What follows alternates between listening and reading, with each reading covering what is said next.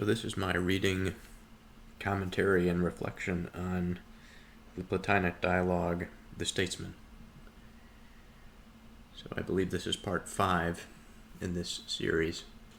So my apologies for my computer. The fan is running. I'm currently integrating an image to an audio file to upload the next segment of a different episode. So we've been in this interesting place. The visitor has been describing a grand mythological structure, and I want to give a brief description of how we entered into this. He says, "Then our fears a little earlier were right, when we suspected that we should prove in fact to be describing some kingly figure, but not yet accurately to have finished the statesman off, until we remove those who crowd around him, pretending to share his herding function with him, and having separated him from them, we reveal him on his own, uncontaminated with anyone else." Now, he proposes that we have to travel some other route, starting from some other point to accomplish this. And he says, we do this by mixing in, as one might put it, an element of play. We must bring in a large part of a great story, and as for the rest, we must then, as in what went before, take away part from part in each case, and so arrive at the furthest point of the object of our search. So should we do it? And so we've been about maybe 3 pages into this exploration so far. And such a fascinating mythological landscape it is to be exploring.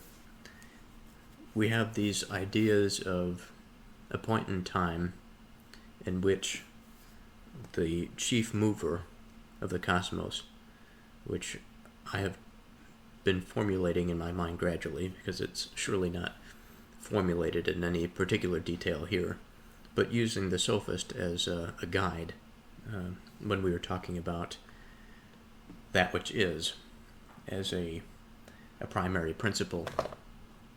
I've been taking this principle and saying at the very least that this principle is, well, it may not necessarily be God. It is something that is fundamental to a God's action of having the capacity to manipulate and to produce, to create that which is. And it is by his movement that we see the ordering of things, or maybe I should say, it is by his movement that we see thingness.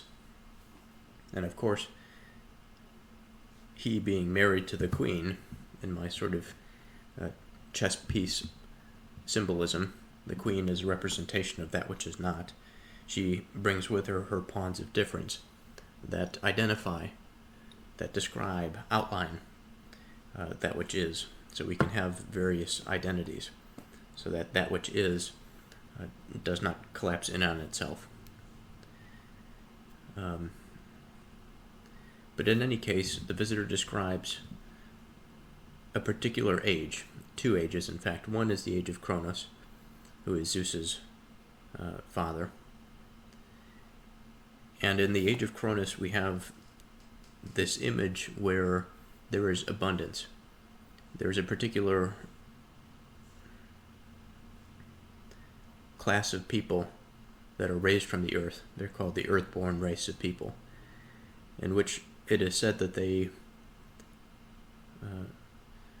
did not have this type of suffering or confusion that may be attributed to cultures and generations past because of the influence of this divine ordering that sets a particular type of rotation or motion in a way that now the instability of the cosmos is reducing.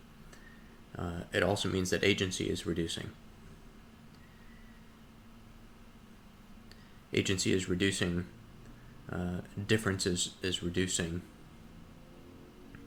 identity to a degree is reducing. But it's only reducing insofar as the identity is made more certain as it is connected to that which is. And so the confusion that comes from everything that we experience, like participating in life and trying to find purpose and meaning in things, this was something in the age of Cronus that must necessarily have been second nature to those that lived then. It was also said that they neither aged nor were they born of a mother, let's say, so to speak. There's this physical imagery of them not being born, just sort of springing up from the earth.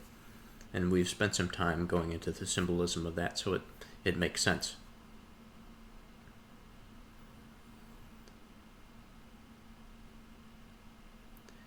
And so here we continue.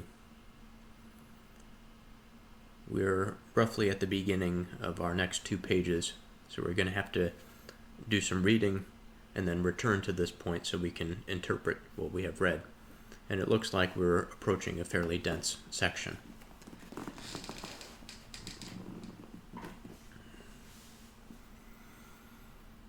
So beginning with the last question that the visitor asks young Socrates, he says, "Would you be able and willing to judge which of the two is more fortunate?"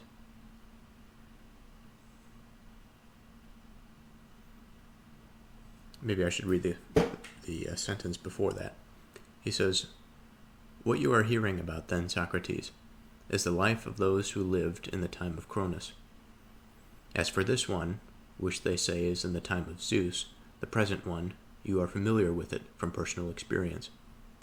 Then he asks, "Would you be able and willing to judge which of the two is more fortunate?" Young Socrates says, "Not at all." The visitor says, "Then do you want me to make some sort of decision for you?" To which he says, "Absolutely."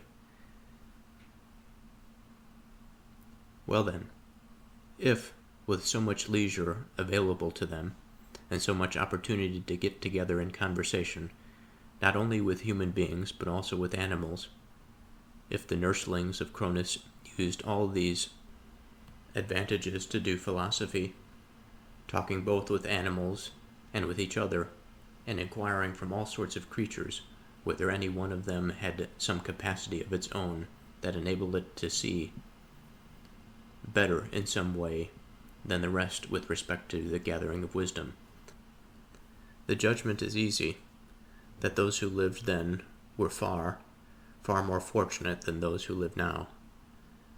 But if they spent their time gorging themselves with food and drink and exchanging stories with each other and with the animals of the sort that, even now, are told about them, this too, if I may reveal how it seems to me, at least, is a matter that is easily judged. But however that may be, let us leave it to one side, until such time as someone appears who is qualified to inform us in which of these two ways the desires of men of that time were directed in relation to the different varieties of knowledge and the need for talk. We must now state the point of our rousing our story into action, in order to move forward and bring what follows to its end. When the time of all of these things had been completed, and the hour for change had come, and in particular all the earth-born race had been used up, each soul having rendered its sum of births, falling to the earth, as seed as many times as had been laid down for each. At that point, the steersman of the universe let go, as it were, of the bar of the steering oars, and retired to his observation post. And as for the cosmos, its allotted and innate desire turned back again in the opposite direction. So all the gods who ruled over the regions together with the greatest divinity, seeing immediately what was happening, let go in their turn the parts of the cosmos that belonged to their charge. And as it turned about and came together with itself, impelled with opposing movements, both the one that was beginning and the one that was now ending, it produced a great tremor in itself, which in its turn brought about another destruction of all sorts of living things. After this, when sufficient time had elapsed, it began to cease from noise and confusion, and attained calm from its tremors. It set itself in order into the accustomed course that belongs to it, itself taking charge of and mastering both the things within it and itself, because it remembered so far as it could the teaching of its craftsman and father. At the beginning it fulfilled his teaching more accurately, but in the end less keenly. The cause of this was the bodily element in its mixture, its companion since the origins long in the past, because this element was marked by a great disorder before it entered into the present world order. For from the one who put it together, the world possesses all fine things. From its previous condition, on the other hand, it both has for itself from that source everything that is bad and unjust in the heavens, and produces in its turn in living things. So while it reared living things in itself, in company with the steersman, it created only slight evils and great goods, but in separation from him, during all the time closest to the movement of his letting go, it manages everything well. But as time moves on and forgetfulness increases in it, the condition of its original disharmony also takes greater control of it, and, as this time ends, come to full flower. Then the goods it mixes in are slight, but the admixture it causes of the opposite is great, and it reaches the point where it is in danger of destroying both itself and the things in it. It is for this reason that now the God who ordered it, seeing it in difficulties, and is concerned that it should not, storm-tossed as it is, be broken apart in confusion and sink into the boundless sea of unlikeness, takes his position again at its steering oars, and having turned around what had become diseased and been broken apart in the previous rotation, when the world was left to itself, orders it, and by setting it straight, renders it immortal and ageless. What has been described, then, is the end point of everything.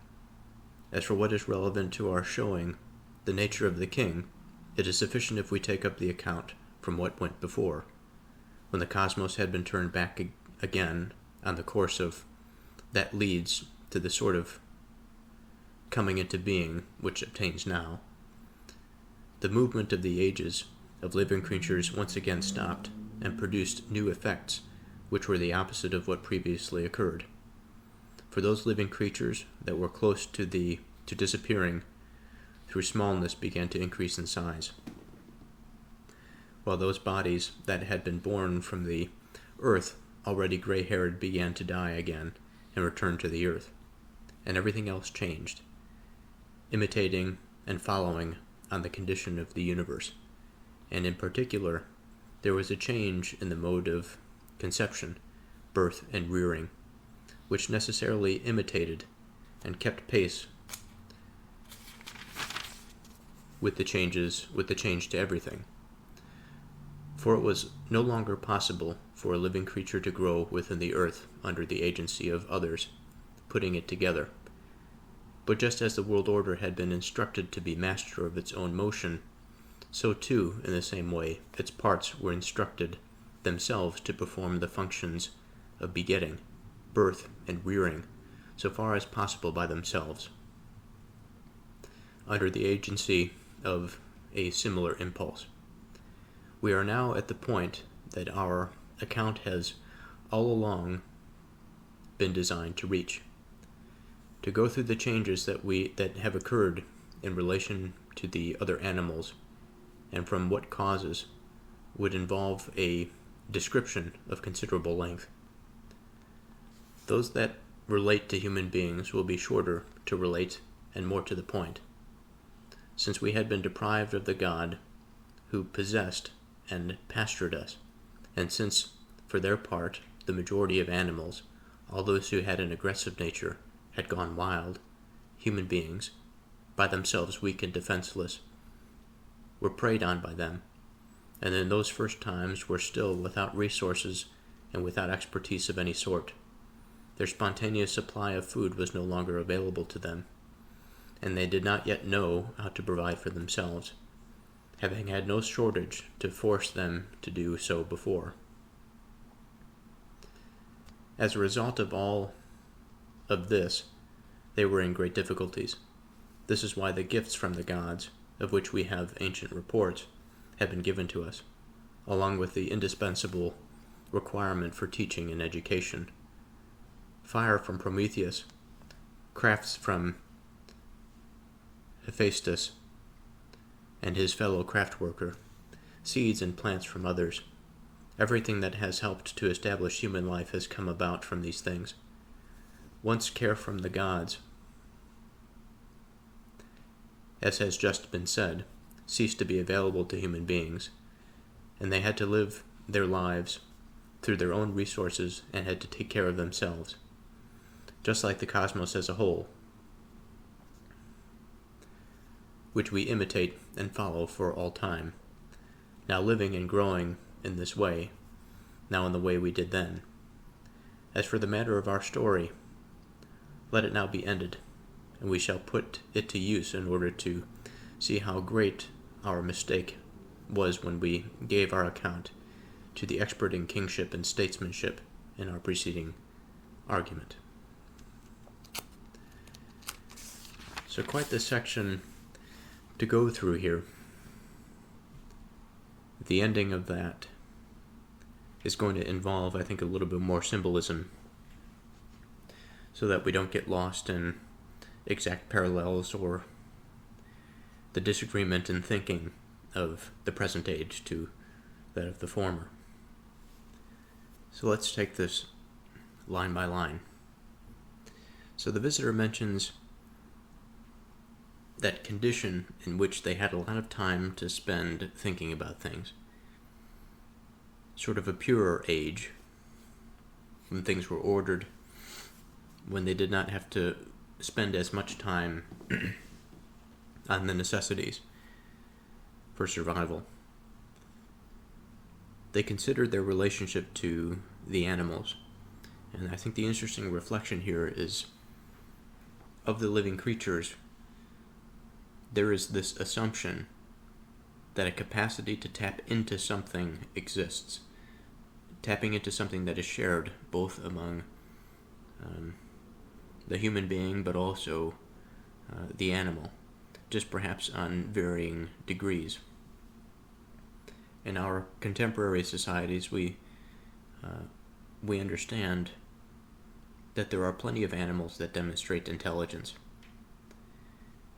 Of course, we cannot communicate with them as we communicate to our own kind. And perhaps many animals that live on the earth today may not be as sophisticated as the mind of man, but nonetheless, there are plenty of ways in which the animals can interact with their environments that are completely foreign to us, and we are completely ignorant to. The ways that they solve problems, the ways that they communicate with their own kind. Much of this is beyond our understanding. Some of it is to our understanding. I think this is what propels us to think it and research it, to study it even farther, especially those of the social interactions among the larger forms of life that we see in the ocean, like whales and dolphins. Now, the language that he uses is important. He says, talking both with animals and with each other, and inquiring from all sorts of creatures whether any one of them had some capacity of its own that enabled it to see better in some way than the rest with respect to gathering wisdom. And so this gathering of wisdom, again, there's an implication here that in order to, since we're all creatures that are bound to this earth, that are embodied, we have necessary responsibilities. There are problems that we need to solve.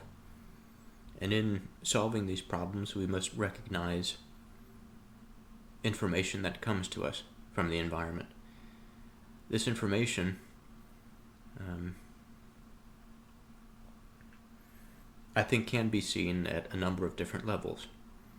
It can be seen immediate, as it is interacted with to gratify the self and the self-preservation, but it can also be something that is seen as an expanded form of participation. Well, if this species solves this problem in this particular manner that was not seen by the human being prior to its observation, then perhaps there's something about the way in which that creature sees and approaches a problem that is novel and unique to the way the mind participates with reality itself. And this can afford us new insights. Now, the second thing he says is, even if they were engaged in absolute leisure to sort of getting fat and getting drunk and enjoying the time with themselves and also the other conscious or semi-aware, whatever we want to call it, beings on the earth, then it's still easy to judge that the period that they lived in then was much easier than the period now, the period of Zeus. So at this point, the visitor says,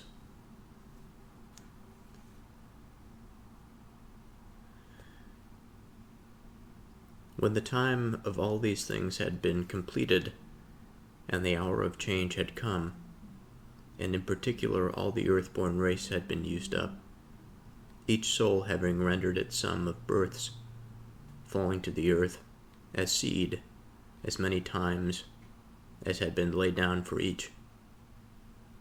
At that point the steersman of the universe let go, as it were, of the bar of the steering oars and retired to his observation post. So there's a few things that point out to me here. The first is the experience of the earthborn being used up. So there's a few qualities that we have yet to attribute to this race. Before, there was this concept of immortality and agelessness as it relates to the earthborn race. Now, of course, this is not true, because if change is going to happen, then these earthborn creatures must be subject to decay, just like any other period. So I don't think it's as much about their immortality in the absolute sense, but rather what they do possess in their experience is a type of immortality of mind, so to speak, in the sense that the divine inspiration, the order that they have seen, has exposed them to a type of wisdom and understanding that precedes the worry or the care of the ending of their experience. That would be the first thing that comes to mind. The second is that when this hour of change comes, for when the earthborn must sort of return to the standard human experience and make its gradations away from that purity of experience,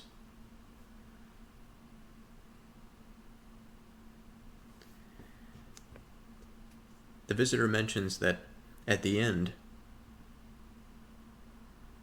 the earthborn race has been used up. each soul having rendered its sum of births.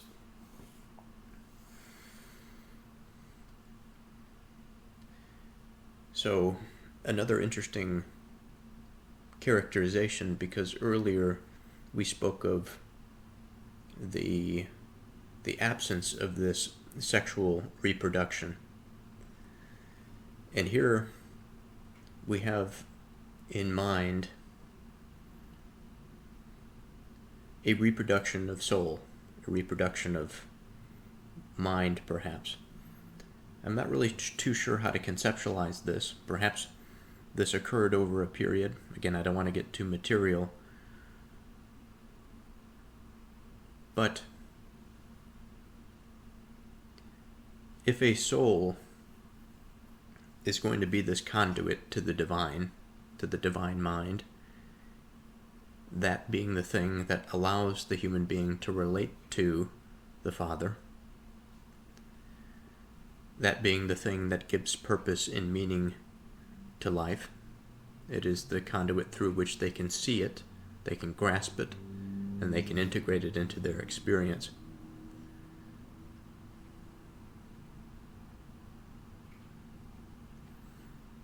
When I think about this structure, giving birth to something, it may be as straightforward as giving birth to another form of consciousness, but if we just stick to the singular identity,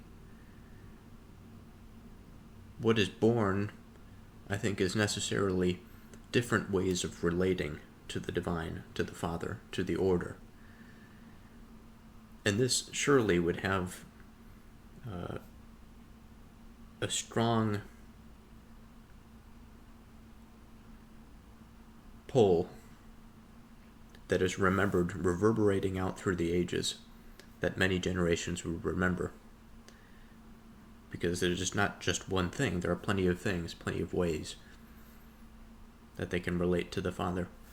And the other interesting thing is earlier we spoke of the ways in which the animals can express wisdom. And I think this is another way of saying the way that the soul can express its relation to God. Each soul having rendered its sum of births, falling to the earth as seed as many times as had been laid down for each. So perhaps an implication that of these souls, they're given an allotment. I think this is a little bit too on the nose, so to speak, a little bit too literal. I don't really tend to enjoy this type of interpretation.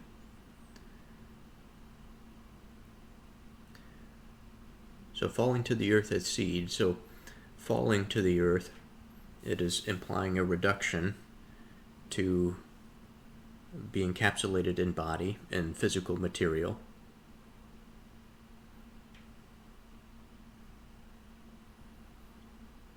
And as many times as has been laid out for each, I think that just implies that of the time that is allotted to the cycle of Cronus, the ordering cycle, that as many times as this may occur in that period, it is given to them to seed the earth with the divine presence, the divine ordering.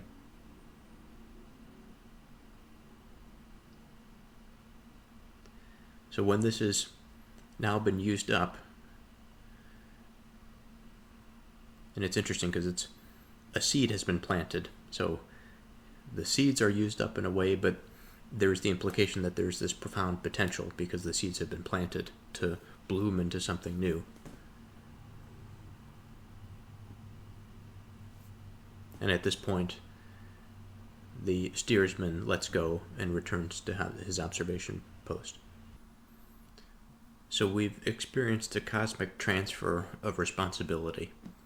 Now the human beings are given this new responsibility, freedom, and statesmanship, I think, comes into play here. And as Plato mentions earlier, art and culture, I think, is a necessary consequence that emerges from this. Not to say that there wasn't before, but Surely there is now. And he continues, he says, and as for the cosmos, its allotted and innate desire turned it back again in the opposite direction. So implying that there is more than just the human experience that's involved in this. There's a broad scale. We have another image of this fractal structure, in which it is not just the primary father that when he retracts his hand, that, well, I suppose this can be seen in a number of ways, but when I think about this divine hand, the hand of the Father, I think of, on its fingers, sort of this very complex, artistic outpouring of angelic type figures that represent these gods that ruled over various regions. And here the contrary mind comes into play. It tells me that in one instance, perhaps rather naively, why bother with such a task that is impossible to prove? The other side of me says, well, wait a minute, what we are developing here is a solid tool to understand the nature of reality. It is not so much the experience or the event that we point to, at least so far as I'm interpreting now, that I think is important, but rather it is the way in which we see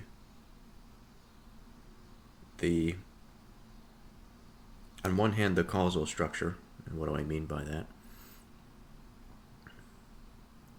I mean, if we are to take, if for a moment I could grab my chess pieces and bring them back into the fore, if we are to say of the king, of his movement, or more broadly, if we are to say of the divine principle of that which is, of thingness, of being, if it is to progress or to move at all in this reality that we find ourselves in, surely we can observe its movement. But more than just observe its movement, we can experience it. And without having to cross that rigid divide through which we have to travel in time to see if these earthborn people actually existed, or to see what it was like in the age of Cronus. These sorts of things aside, this is not useful territory. If we stick with the philosophical principle of being as it is projected into this reality,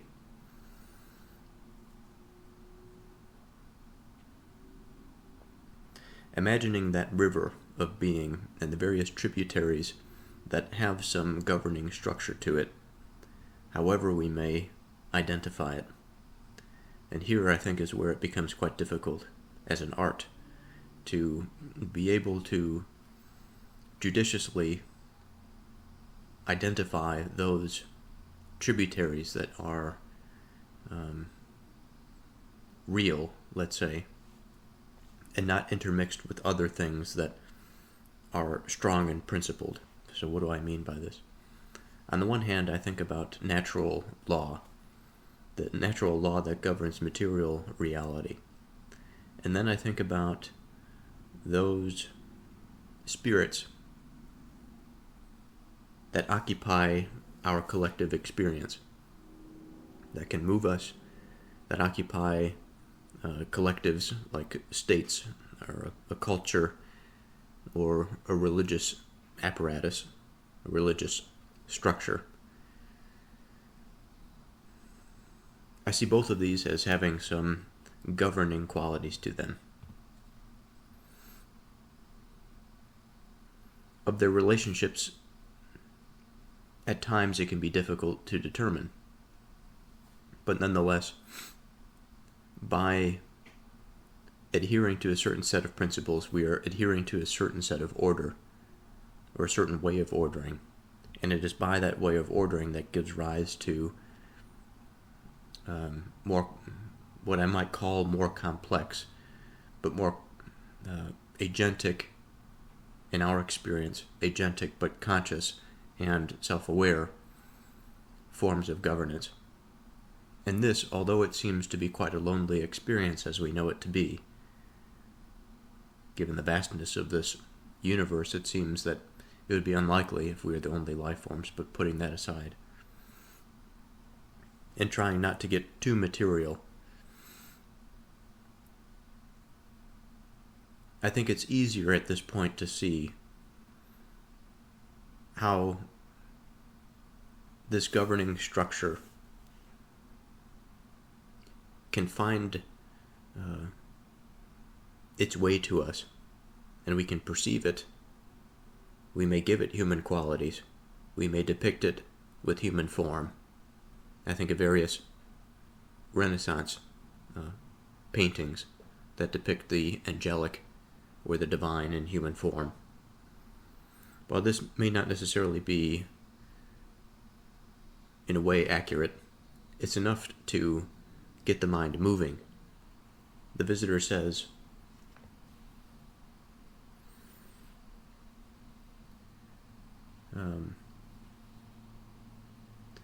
and as it turned about and came together with itself, impelled with opposing movements, both the one that was beginning and the one that was now ending, it produced a great tremor in itself, which in its turn brought about another destruction of all sorts of living things.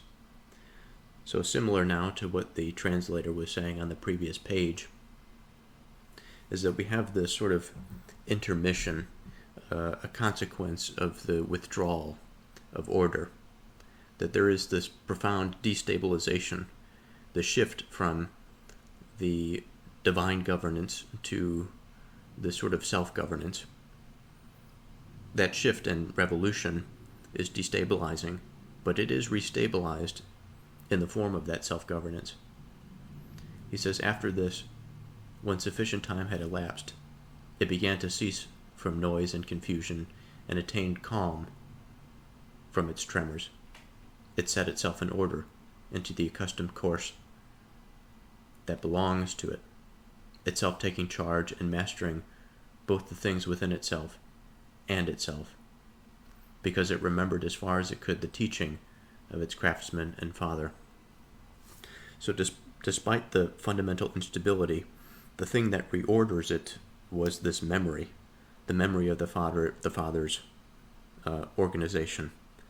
So in this way we have our, what necessarily seems to be, is our the emergence of civil institutions, of, again, as the visitor describes earlier, of art and philosophy, of epistemological concerns, and of ontological concerns, how we relate ourselves and to others,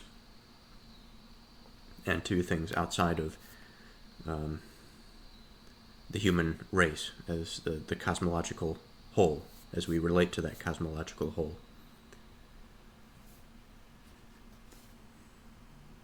At the beginning, it fulfilled his teaching more accurately, but in the end, less keenly.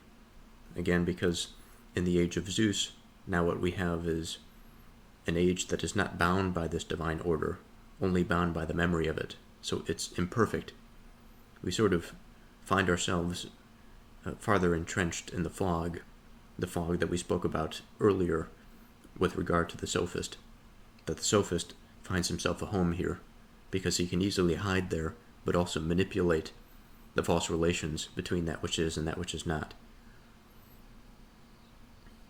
The cause of this was the bodily element in its mixture, its companion since its origins long in the past, because this element was marked by a great disorder before it entered into the present world order. So this is an important place to stop. He says the cause of this, the cause being the movement more towards a disordered form of experience when the teaching is gradually forgotten. He says the cause of this forgetting is the bodily element. Now this is quite a difficult thing to think about, for the body is that thing that gathers information. It exposes mind to reality. It transmits products of mind into action. At least that's how we experience body. But it would seem that because we are subject to the underlying, maybe I could be wrong here, but because we are subject to this underlying physical substrate, and that the mental seems so unrestrained, so open and capable of exploration, it could seemingly fly when the body cannot. It can perform this creative process that was set forth in motion by the Father, and yet the body is such a limited thing, and so we are reduced to that limited experience.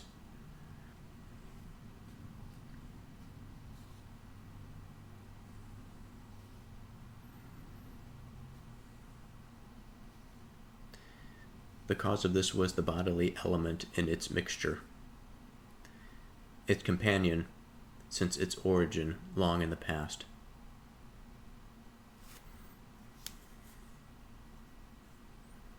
Because this element was marked by a great disorder before it entered into the present world order.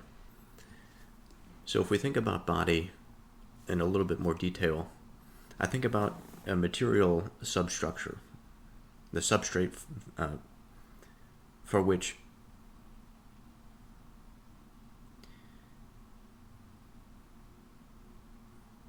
mind participates. I don't want to say the same thing too many times, but here I pause because I wonder about the nature of the divine as it relates to participating on this material structure. Nonetheless, its variability in its sort of ancient primordial state is a cause for a bit of concern. It produces a lot of chaos. There's a lot of potential there, but it also affords us that arena, the soil, the substrate, through which that which is and that which is not can come together and form coherent identities.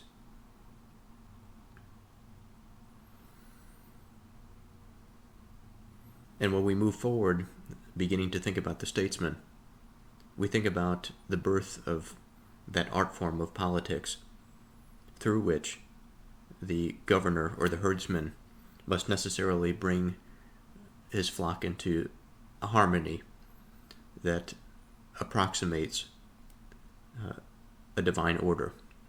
Now, this is something that we fail at many times over, but we can at least see the beginnings of why this is relevant to our discussion and pursuit of the statesman.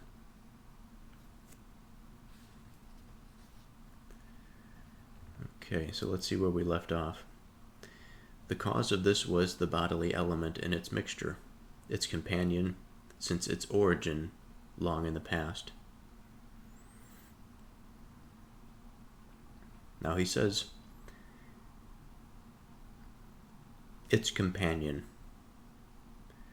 Now again, the cause of this being that the teaching in the end became less keenly understood, the teaching of the Father.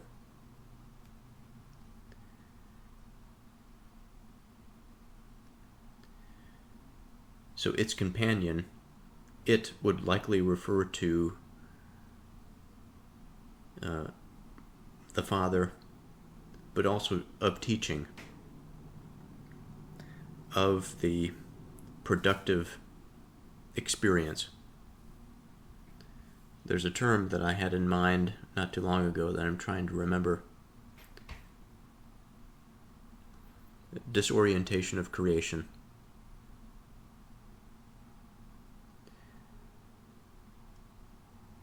That the body was always a part of the creative pursuit.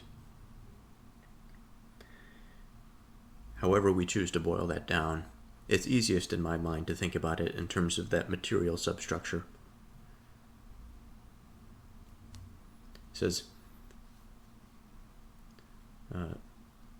was the bodily element in its mixture its companion since its origins long in the past? Because this element, again the body, was marked by a great disorder before it entered into the present world order.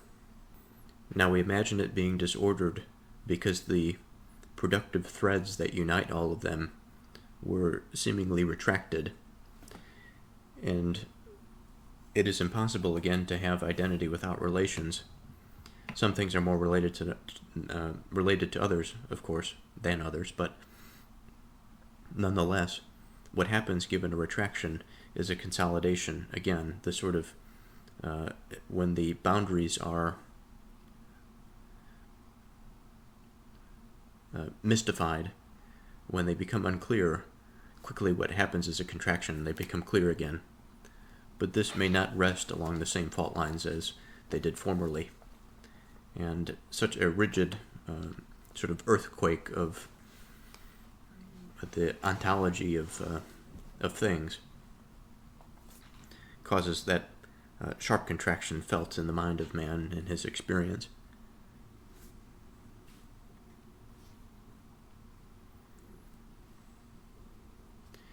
The visitor continues, he says, "For from the one who put it together, the world possesses all fine things. From its previous condition, on the other hand, it both has for itself from that source everything that is bad and unjust in the heavens, and produces in its turn in living things."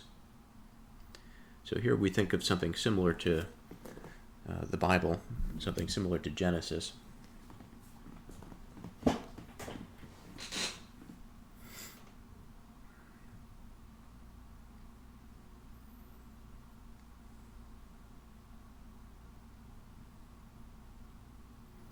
So let's read this carefully. "For from the one who put it together, that being the Father, the world possesses all fine things." So we know that by production, by identity, we have the possibility of all of these forms, the various beautiful things that we see in our world. From its previous condition. Now, from its previous condition, I think, can be interpreted in a number of ways. Now, previous condition could be before the present world order, which I suppose wouldn't really make that much sense, because then it would be the age of Cronus. Its previous condition could imply a state before the Father, which is reasonable, in which we have this sort of chaotic mess of body without any orienting structure. And it's not necessarily the condition that is wicked or is evil or is unjust. It's a form of disharmony that I think leads downstream to this sort of thing. Much like if we are to imagine that primordial soup that gives rise to a divinity. Now, I'm not saying this is the way of things, but at the very least, we can imagine how a chaotic environment, that order is introduced into from the perspective of that disordered environment. What we would see is goodness, harmony, and justice. For it would not be possible to maintain those things and the relationship among what was before disordered chaos if it was to perpetuate that disorder and chaos. Because in order to do so, there would have to be the pull towards separation, towards absence. All of this sort of stuff that we think about when we think about wickedness or evil or injustice. So again, from the visitor, it both has for itself, from that source, everything that is bad and unjust in the heavens, and produces in its turn in living things. It's not the living things that are inherently bad or unjust. Living things have an air of goodness to them because they are ordered creation, but they have the capacity for disordered, chaotic, inattentive experience, which can lead them in all sorts of different roads, destructive roads. He continues, so while it reared living things in itself, in company with the steersman, it created only slight evils. So let's think about this. He says, so while it reared living things in itself, in company with the steersman. So I think here he is talking, when he says it is referring to that substrate, the substrate of potential, the sort of chaotic molecular pinball of various probabilities that are occurring, or atomic pinball. He says, it's in the company of the statesman. So if we had to go back to our chess analogy and produce something that is new, adding on to our symbolism of the chess pieces. We have our king, who represents being. We have the queen, who represents non-being. But as the visitor says, and he refers to this chaos, in some sense, he is referring to that which is and that which is not. That which is in the sense that there is material or substance, and that which is not in the sense of the differentiated material or substance. Now, in the primordial instance, we have a disordered chaos.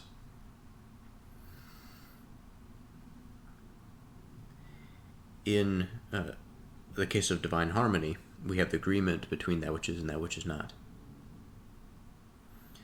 So he is saying that despite the disorder, when it is in the company of the steersman,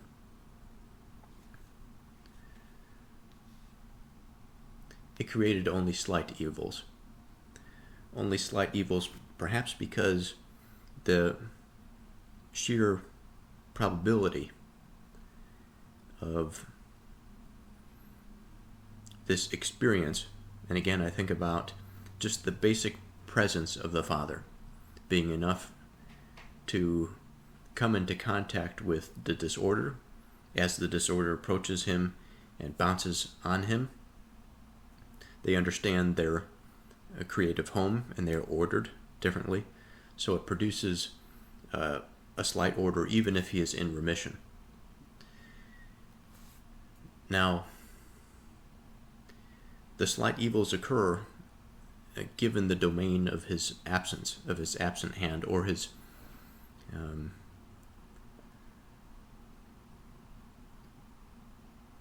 hands-off governance, laissez-faire governance, let's say. He says, it created only slight evils and great goods. But in separation from him, when suddenly all of this substrate and potential is separated from the creative process, it is now disordered again. There is nothing that would cause it to want to agree or to want to harmonize, even though it is the fundamental underpinning of being to be related to other things.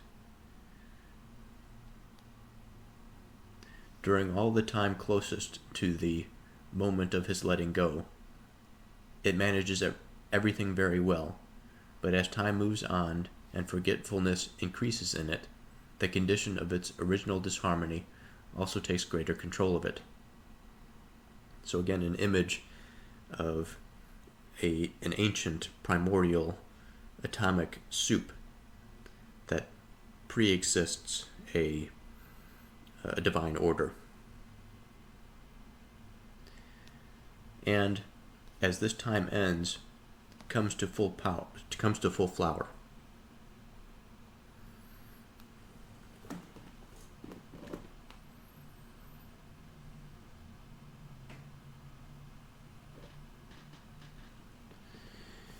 So, as we see the hand retract, the disorder increases.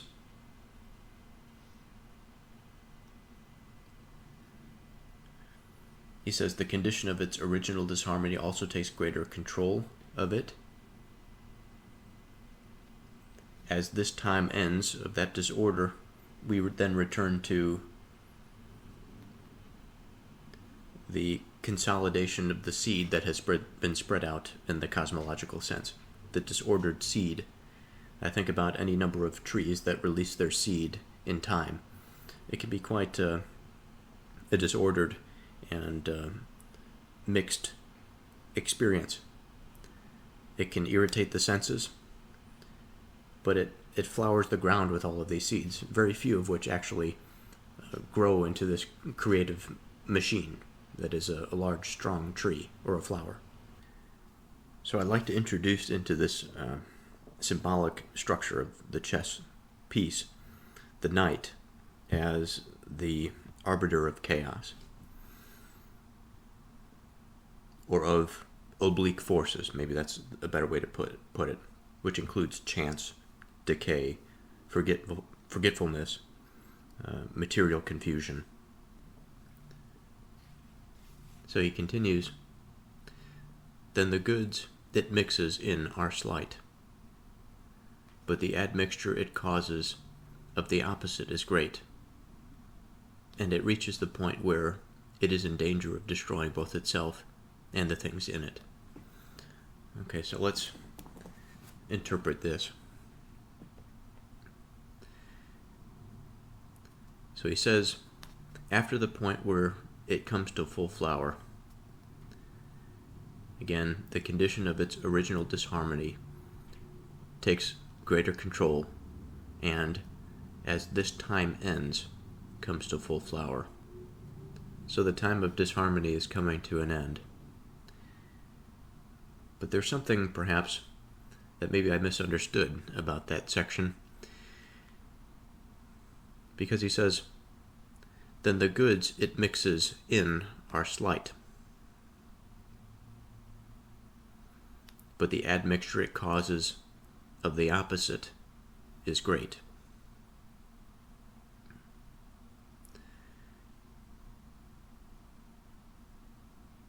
So perhaps when we speak about the beginning of the ending of a chaotic period, the goods that flow in, we can examine their initial impact with this experience, with the knight's influence.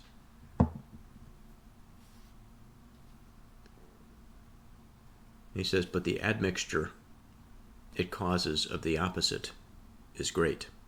So the first potential interpretation that I see here is that the mixture of this, or the introduction of the good into this chaotic, uncontrolled, primordial disorder, this oblique disruptive motion, chaos, is something that is a threat. Well, certainly it is a threat to that system. It would threaten to destroy the identity of chaos, let's say.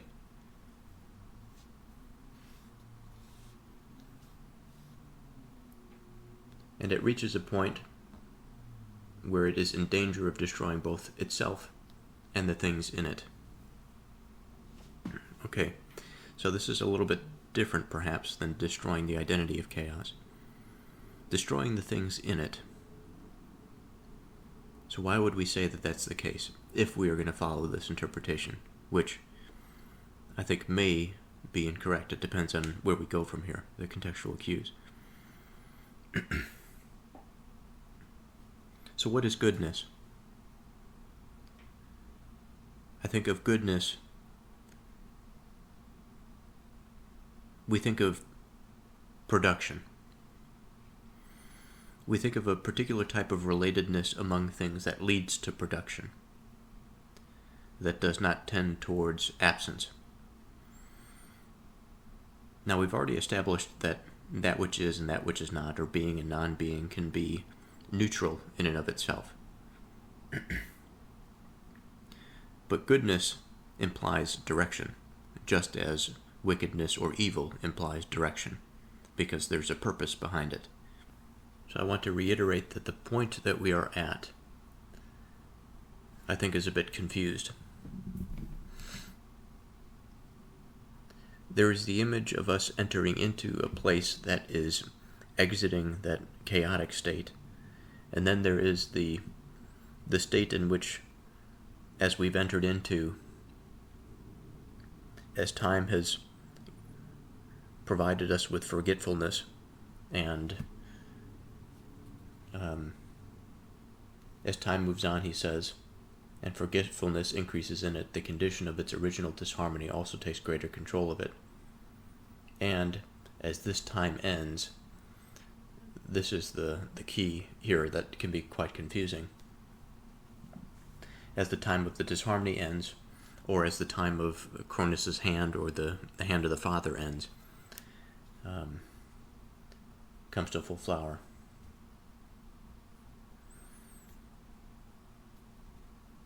Now,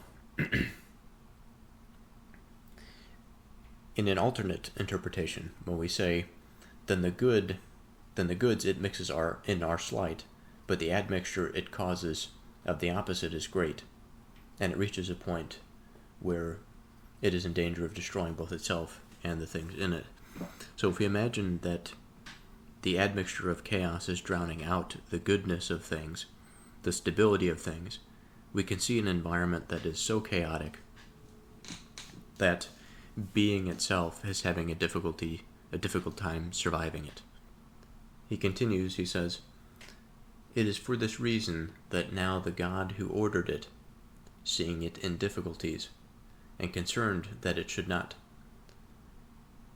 storm-tossed as it is, be broken apart in confusion, and sink into the boundless sea of unlikeness, takes his position again, and at its steering oars, and having turned round what had become diseased and been broken apart in the previous rotation, when the world was left to itself, orders it by setting it straight, renders it immortal and ageless."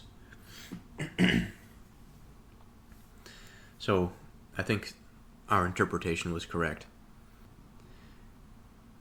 Now, the interesting part about this, when we think about goodness being potentially extinguished by the flame, it is not the Father that is being extinguished.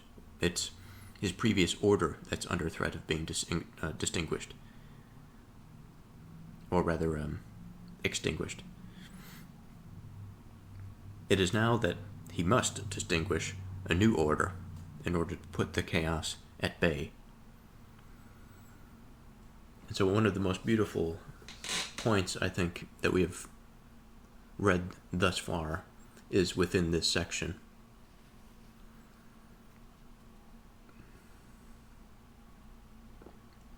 So again, I want to read it. "It is for this reason that now the God who ordered it, seeing it in difficulties, and concerned that it should not, storm-tossed as it is, be broken apart in confusion and sink into the boundless sea of unlikeness." Now that is a strong philosophical statement, a symbolic statement. And it gives us a strong understanding of where the visitor is at and where we can go along with the visitor and expand our own symbolic understanding.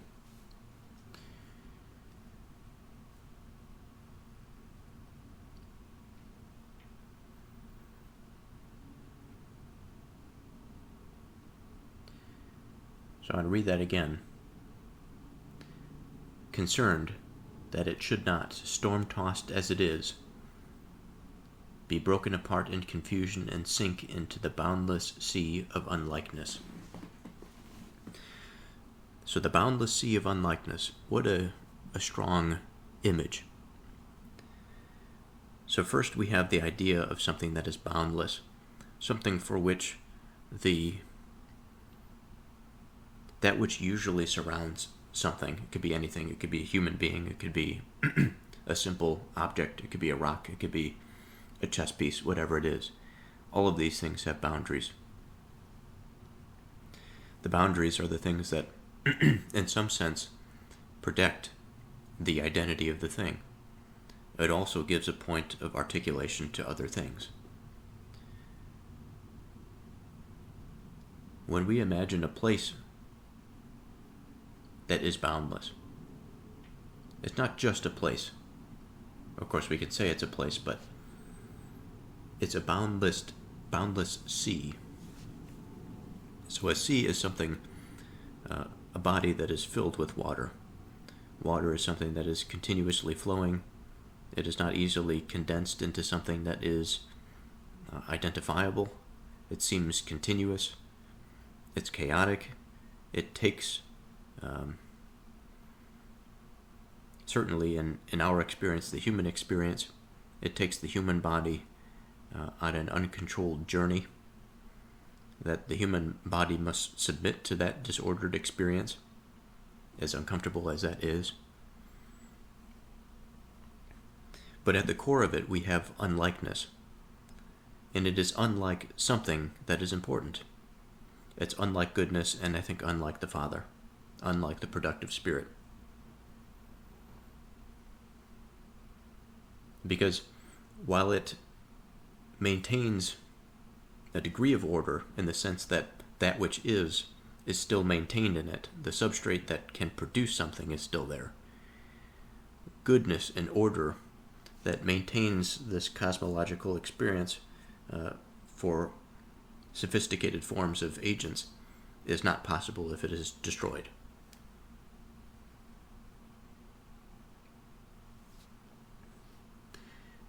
The visitor continues, he says, takes his position again at its steering oars,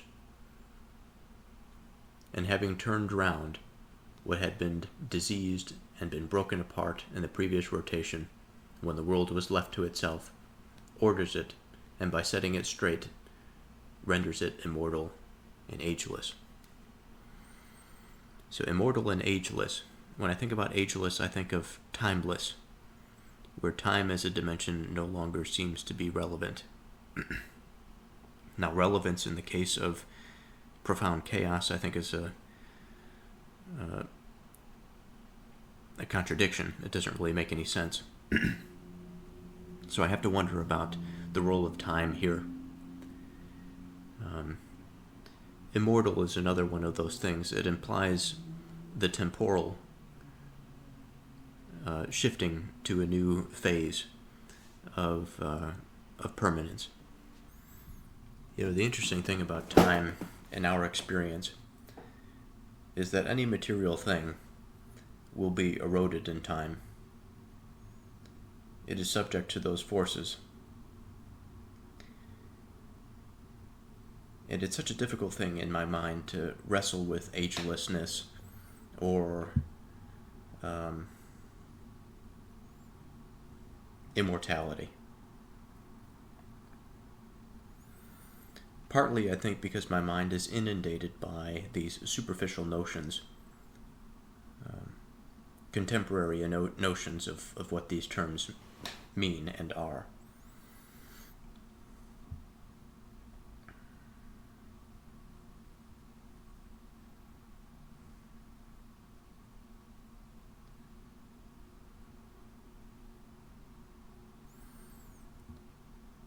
The destructive forces of time, I think, have to be stretched beyond just the bodily human experience, which is subject to change, as it always will be.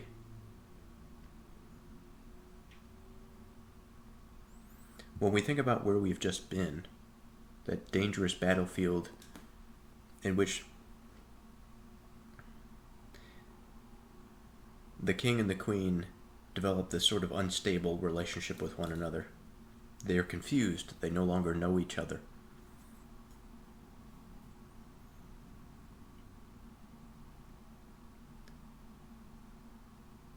In this way,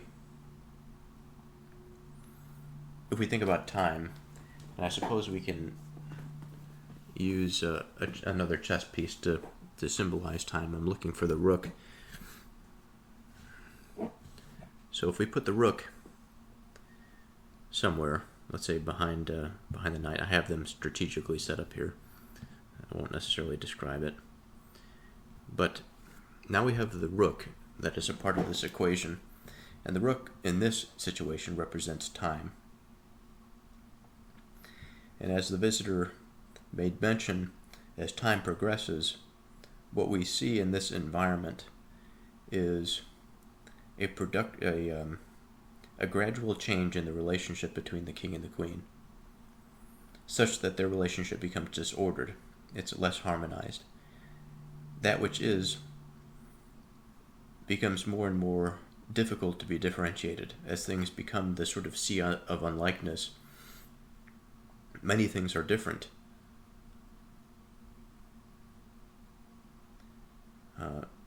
But all the same, that which is has really no concrete basis. And so we sort of run this risk of entering into this fluid-like state. Fluid, continuous, without any stable parts. We've lost a participation in being. Whereas the substrate still remains, but existence as something knowable stops.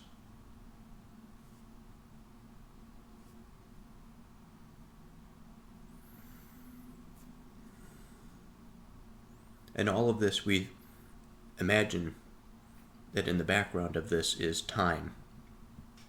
As it is moving forward, it is relevant only because the divine ordering hand had been removed. And so we have to think about that for a moment. If the divine hand is removed, then time has an effect. Then time is knowable. Or maybe not. Maybe I shouldn't say that it is knowable, because surely time is continuing, even within the case of the hand that is intact. But when the hand is intact, it is pushing the good into reality, such that it is oriented, given a particular direction. So it's not this sort of internal, maybe somewhat expansive, somewhat regressive, who knows, mess that doesn't do anything. In this way, we focus on time because we see that in the absence of the divine hand, when the agent is left to itself, or that which has been previously ordered has been left to itself, it is subject to the forces of decay that necessarily occur in time when it is not ordered. Now, I think decay, regression, death, all of these things still happen in the age of immortality, if I could be so bold as to say that. And I say that because the experience, the productive experience, doesn't stop. The steps are still moving forward to eternity, and it's eternity plus goodness. But in the case where the hand is absent and we are being reduced into formlessness, then of course time is not associated with goodness no longer, and death in this situation is more absolute. It is more infinite in the negative direction. in the meaningless direction than it is in the positive. So the visitor continues. He says, "What has been described, then, is the end point of everything." So the end point of everything. So when we think about everything, I think about that which is and that which is not. I think about their harmonious relationship in terms of defining the boundaries between them, but also that harmonious relationship that maintains them. That is, that relationship that is required to have that influence of the divine hand. So today happens to be a new day. It is the evening after work, and there's always all sorts of thoughts that go into the beginning of a previous day ending and a new day beginning in terms of this episode or the segment of recording.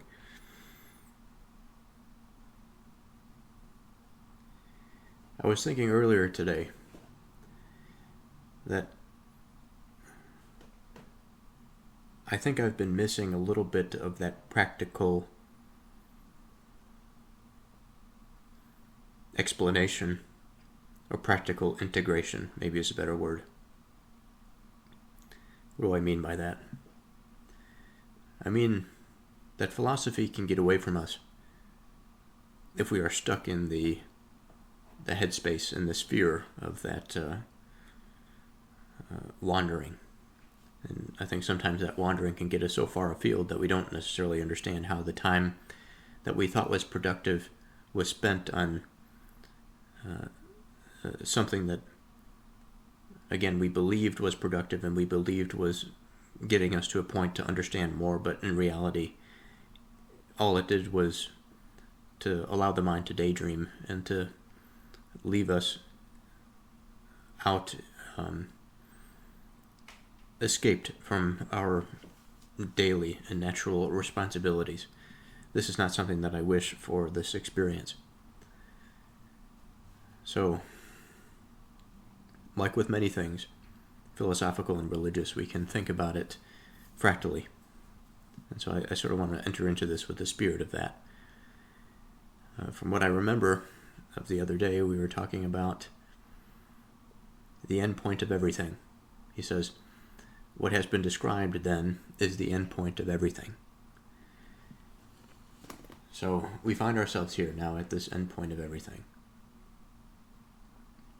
When God has come back into the experience and has reordered things.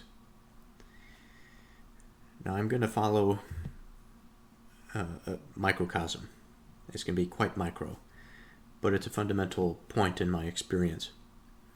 It's a pattern that I feel. Every once in a while I'll think about it explicitly. Maybe I'll come to some understanding about something. Maybe I'll forget about it not too long after. But generally speaking, there's this strong experience that I have in my life. Sometimes it can be difficult to put my finger exactly on it, but once I have it, I have it.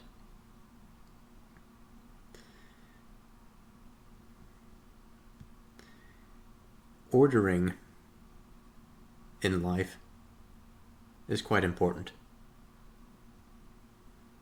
At the most fundamental level, or at least immediately as it appears to me,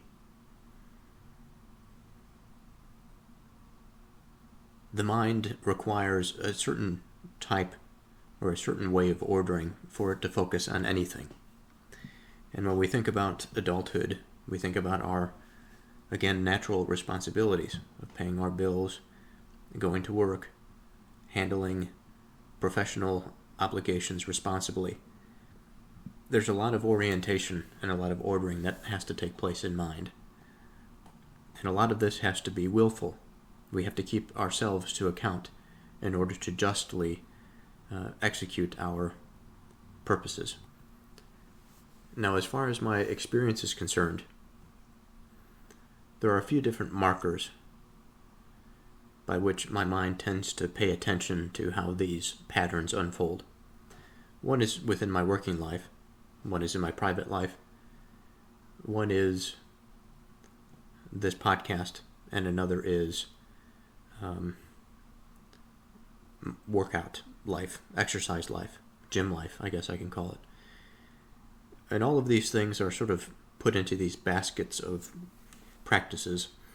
Work in personal life or family relations, all this sort of thing, is not the same as the podcast or exercise, so they're slightly different. The podcast and exercise are more condensed versions of the other two, I think. But they all generally have similar patterns.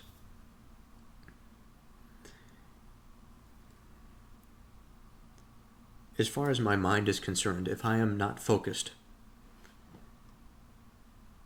the effects of that inability to focus result in a poor execution of purposes, and of course of achieving end goals. So if I go into a workout that I'm not focused on, I have a period of getting warmed up, and the warm-up isn't necessarily getting the body loose, that's part of it, but most of it, for me, is warming up the mind. Because when I'm in it, I'm doing something strenuous. I'm trying to work something out. I'm trying to give up something of myself such that I'm better afterwards for it. Similarly, in the podcast, the point of this is to come to an understanding such that I'm more grounded, more stable in my thinking, and by this increased stability of thinking, I can handle more complex problems with a greater set of variables that I can manage. Now, in my personal life, and again in working life, let's say personal life first, I tend to be more on the introverted side of the spectrum. I can be quite passive at times, which is one of the faults I have. And with that passivity can come complacency, but also inattentiveness. And the two together are a terrible pair, because they degrade, they erode experience. And I do not think that this is something that is dissimilar to the period of Zeus that we were discussing, through which, going back to what the visitor had to say, if I could find it for a moment.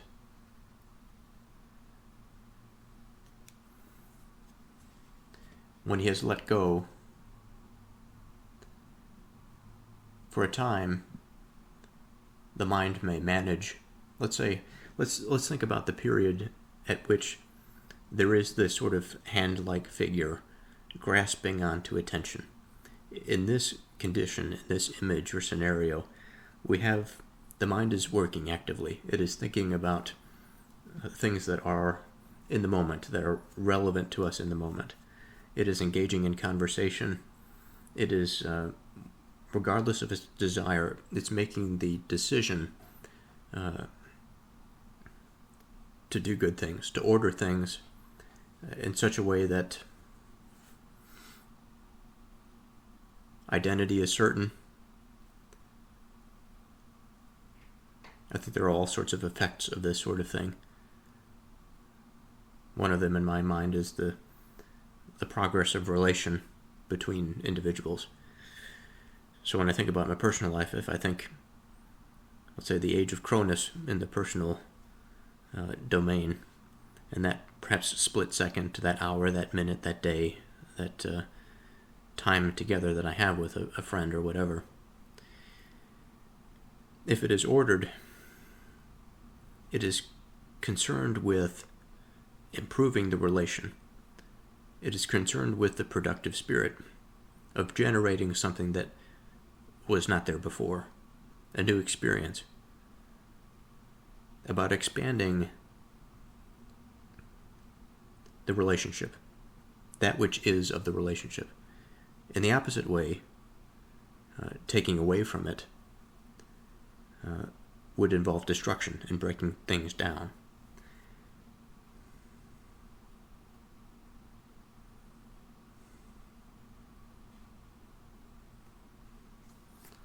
So the visitor says, so while it reared living things in itself in company with the steersman, it created only slight evils and great goods. But in separation from him, during all the time closest to the moment of his letting go, it manages everything very well. But as time moves on and forgetfulness increases in it, the condition of its original disharmony also takes greater control of it, and, as this time ends, comes to full flower.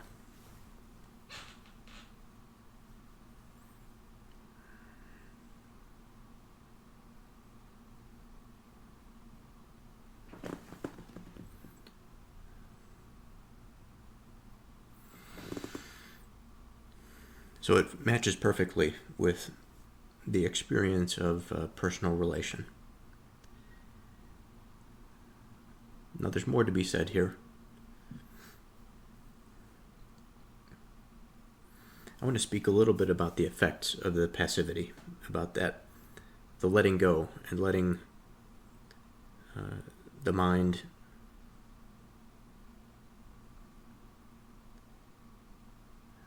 move into or dissolve into this boundless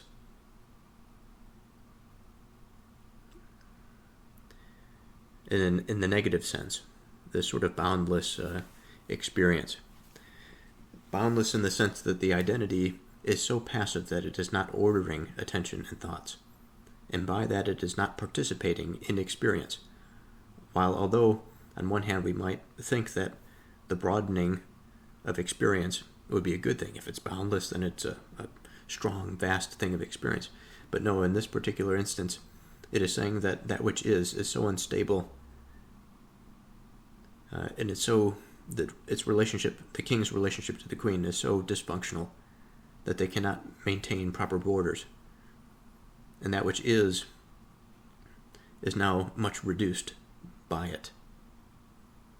It cannot maintain identity.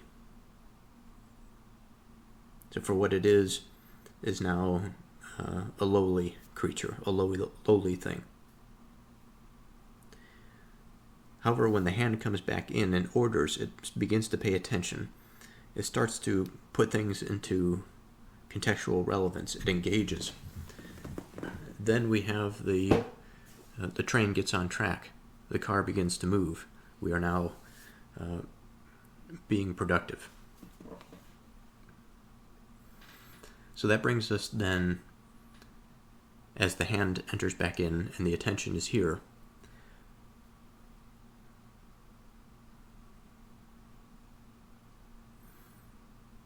we have the ordering, the setting straight, the moving towards immortality and agelessness.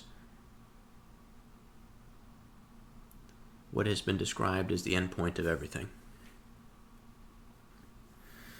So in the case of personal relation, what do we see in the end point of everything? Do we see a friend for life? Do we see some maximal experience of communication and shared engagement? What exactly does this look like? Well, I think what this looks like, especially when we think about something that is ageless and immortal, is a type of product, something that is produced by the experience. And so while the product may have led to such an experience that improves a relationship to such a degree now that two people are inseparable, that'd be great, But I think even on the smaller scales, at more minuscule types of engagement, what we find is a new connection point, and this connection point is an act of creation. If it is justly created, it has an immortal, ageless quality to it, because it was just. It is something that was formed under the productive hand, that it was ordered in such a way to actually develop firm boundaries, but to establish the boundaries together because they are firmly established. It is to find the connection point between the two. Now the visitor continues. He says, As for what is relevant to our showing the nature of the king, it is sufficient if we take up the account from what went before, when the cosmos had been turned back again on the course that leads to the sort of coming into being which now obtains. The movement of the ages of the living creatures once again stopped, and produced new effects, which were opposite of what previously occurred. Okay, so let's break this down. So we've returned to a former or a familiar concept of discussing the king and his role, of what he is.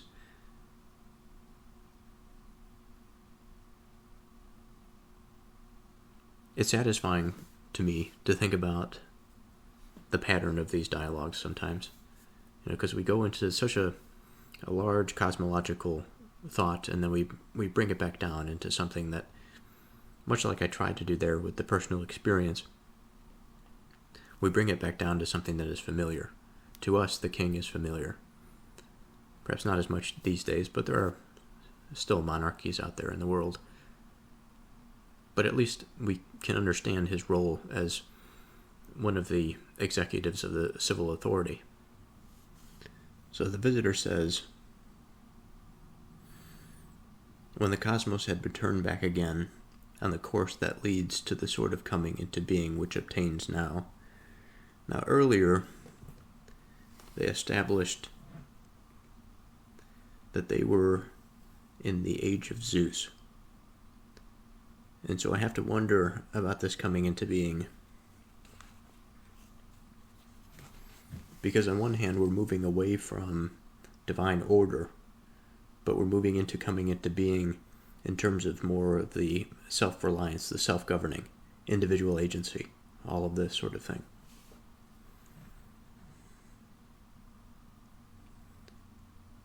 The movement of the ages of living creatures once again stopped,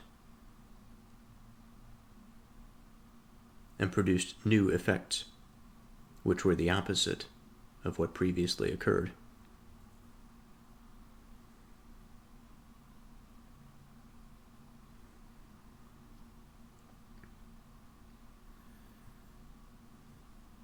So again, the movement towards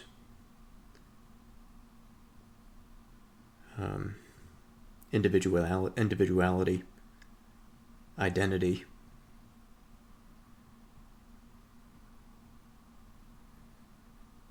the moving away from established law, order, from a period, like we understood before, things go well, and things perhaps are meant to go this way, because things grow into this space.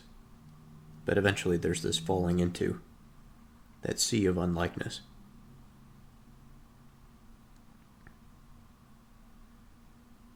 Much like the lifespan of a human being, perhaps. We're born into this thing for which we really don't have any awareness or understanding. Our agency is quite dull, simple. And then we age and we grow, we develop this individual thing, this experience, and then we move into our elderly age, and things are removed from us again.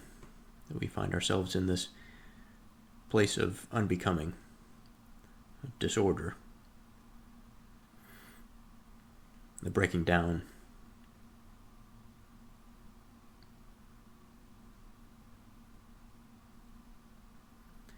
He says, for those living creatures that were close to disappearing through smallness began to increase in size, while those bodies that had just been born from the earth, already gray-haired, began to die again and return into the earth.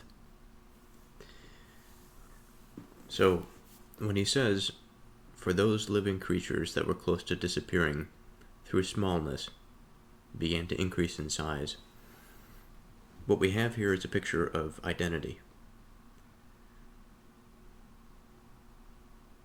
That the smallness of the creature indicates that they are less agentic. Now, in a one-to-one type scenario in which we were interpreting this in terms of physical size, I'm not really sure it would make sense. It's the broader trend towards the smallness of being, towards infancy, closer and closer to that point of creation that we are prompted to consider. And so again, the matter of identity is crucial here, of independence, of liberty. All of these concepts find their way into this dialogue. They're fundamentally a part of our experience.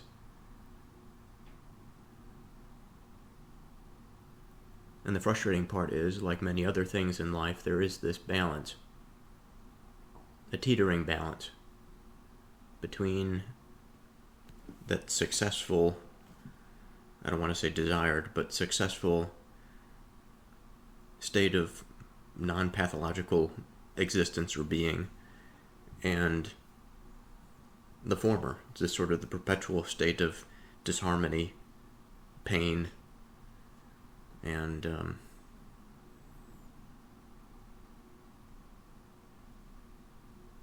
disunity, perhaps.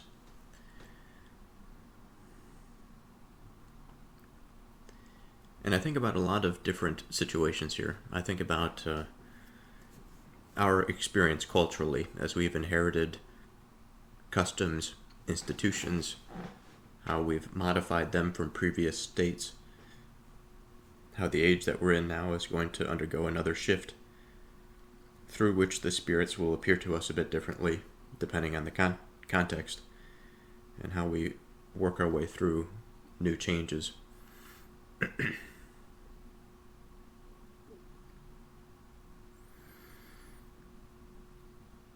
But what is certain, as I reflect now on what is being said here about the changing in size of identity, is that when a period changes, it is accompanied by this change in size. And as the size changes, our orientation to life, to reality, to ourselves, to each other necessarily changes. Our view of these things changes. And it may be good, it may be bad. It's neutral as far as I'm reflecting on it now. We can imagine plenty of different situations in which we can find the good and bad in both of the extremes of the large, overinflated identity and that of the small and self-sacrificial. And even what the visitor had said before, he says, when the cosmos had been turned back again on the course that leads to the sort of coming into being which obtains now. Of course, we know where they are at the period of his speaking. That coming into being can be seen both in a positive light and a negative light. So are we to say that when we're closer to God that we are less of a being? I think there's a way this is true, and there's probably a way in which this can be seen as false. But as far as it can be seen that it is true, if we are to be closer, more faithful, understanding of the principles that are, then we are adhering to something that is outside of ourselves. And by necessity, adhering to principles and structures that are outside of our own development, of course that reduces our agency. It puts us at a certain place in mind, a certain type of complacency. Security, we can also say. And there are plenty of benefits to this security, that we can have strong common sense. We can have strong cultural identities in which we can have stable social institutions. On the flip side, though, maybe not on the flip side, but thinking about this maybe in a little bit more detail, because it's still even more nuanced than this. We can imagine a situation in which, as we move closer towards that smallness in being, there's a point at which the mind really is not concerned so much for its well-being and itself. There's more of a role of dependency. But we can find ourselves forward into the age of Zeus, not too far into it, still having those laws and principles and then having those stable institutions.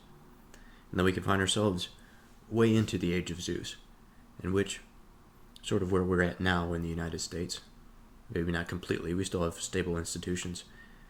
Common sense is beginning to break down, the social fabric is beginning to break down, family structures surely is breaking down, we're facing a demographic collapse. There are plenty of things that cause us for concern in our present age. And this is one of the consequences, I think, of that inflated sense of being. But all the same, perhaps it's not completely accurate to describe that smallness of identity as smallness of being. Because the closer we get to the divine logos, the more being we participate in. Because we're at the source, the foundation.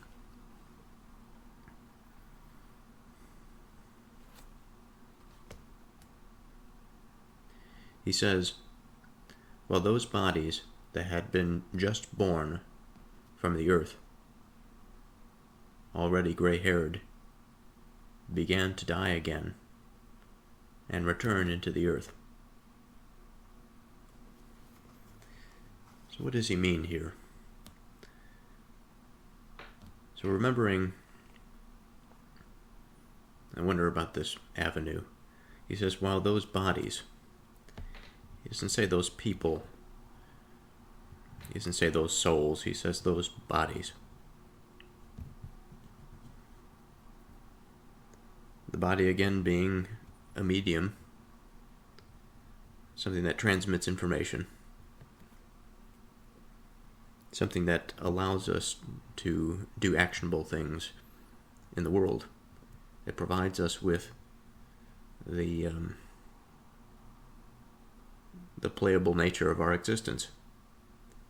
If it was not for the body, we would not be able to participate in the way that we do.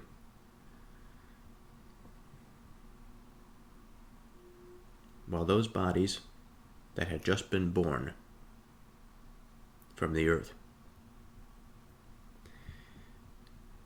So here we have the image of what was, the earth-born people. And there's this idea of time that comes into play. Sort of my chess piece, the symbolic rook, time comes into play. Now it becomes something that's valued. And all of a sudden, as time becomes valued, what is also apparent is the gray-haired nature. It didn't seem to take much time at all, for he says that we were just born from the earth. Now they were gray-haired, and they began to die, and return to the earth.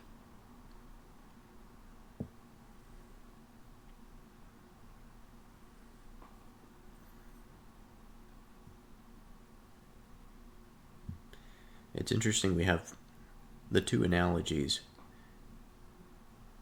both of the body and of the earth, that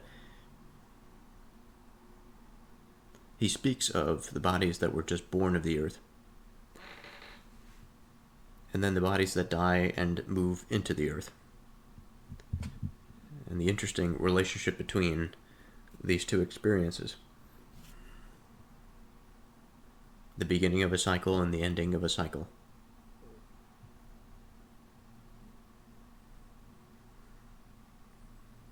On the one hand, we have a closeness of being, a liberation of mind, so to speak. On the latter, we have something of a disaffection, it would seem, but of course I'm focusing on the negative. But we have something that is finite, something not meant to last. The visitor says, and everything else changed, imitating and following on the condition of the universe.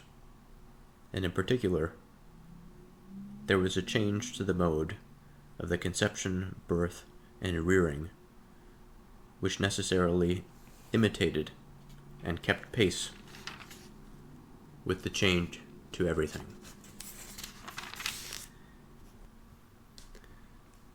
So he says, and everything else changed, imitating and following on the condition of the universe. So again, we're confronted with a large cosmological pattern.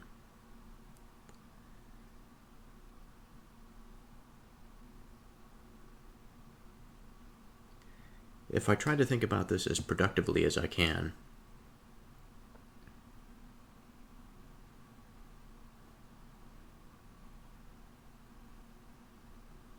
I reflect on how much of this is out of the individual's control, and yet how central the individual is to this experience.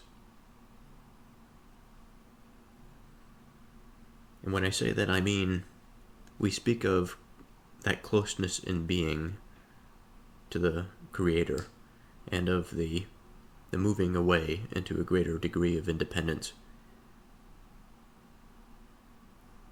But all the same, when these cosmological shifts happen, what we experience is our own experience, of course. What we notice is a greater harmony or a disharmony, or a coming to or a breaking away from.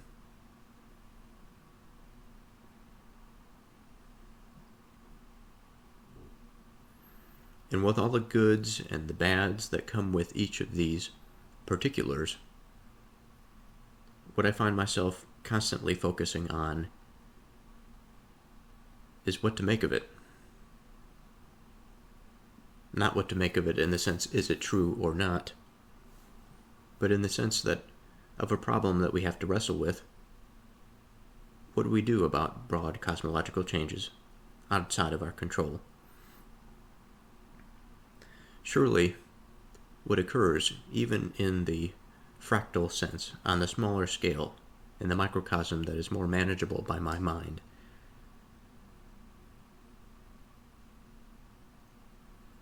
I consider the will is still a primary player. Regardless of what happens, we still have to make a decision. And there's an ontological shift that occurs as everything changes, as everything is imitating and following on the condition of the universe.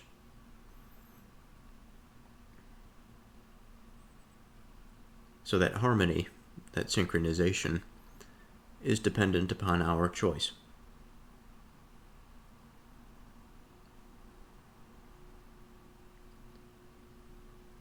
He goes on, he says, and in particular, there was a change to the mode of conception, birth, and rearing. So to the mode of conception, birth, and rearing. Now we know that we discussed immortality before. The earthborn people were said not to have undergone this type of experience. And I still sort of struggle with this. Symbolically, I think we can find ourselves in productive territory. That while the earthborn people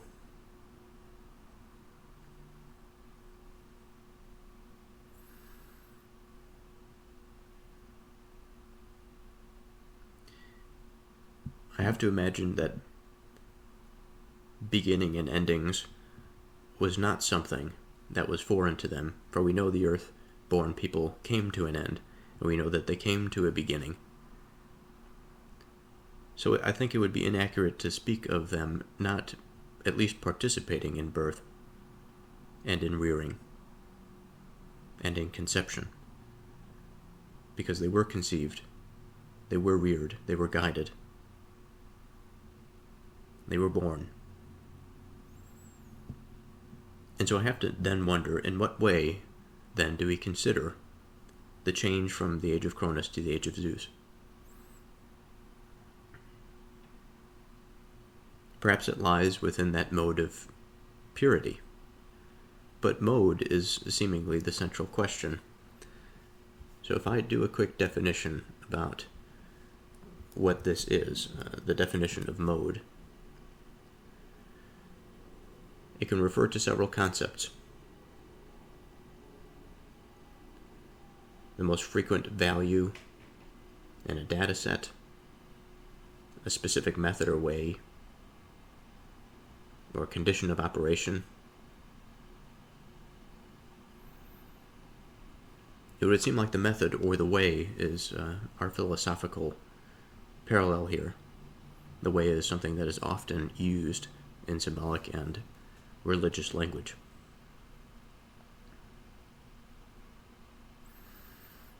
So if there is a commonality between conception, birth, and rearing in both ages, but the way is different, we then ask, in what way is it different? Perhaps it's different in terms of expectations. I mentioned purity. That's possible. We know that the age of Cronus was more of a pure age, more connected to the divine logos, less agentic to a degree, more trusting.